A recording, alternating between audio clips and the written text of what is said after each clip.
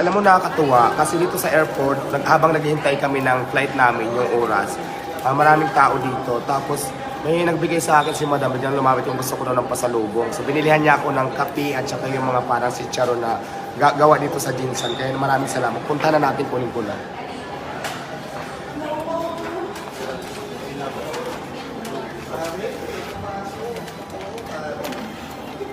Ay, pwede ba picture na lang po kami dito? Kasi may front up po talaga ng dito eh. Anda, ito si Madam eh. Ayan, binigyan niya ako ng pasalubong. Ito marami, may kape. Tsaka ito. Tuna ni Charoy. Tuna si Charon palang tawag dito. Di ba, capital city, Jinsan, tuna capital city of the Philippines. Kaya may mga chicharon tuna pala. Ito matitikman na natin. Bigyan ko kayo. Kaya syempre maraming salamat kay Madam. Ayan, binigyan niya ako. Hi! Welcome to Jensen. Siya ang nagbigay nito. Ang bait ni Madam. Maraming salamat. Ma'am, anong pangalan niyo, ma'am?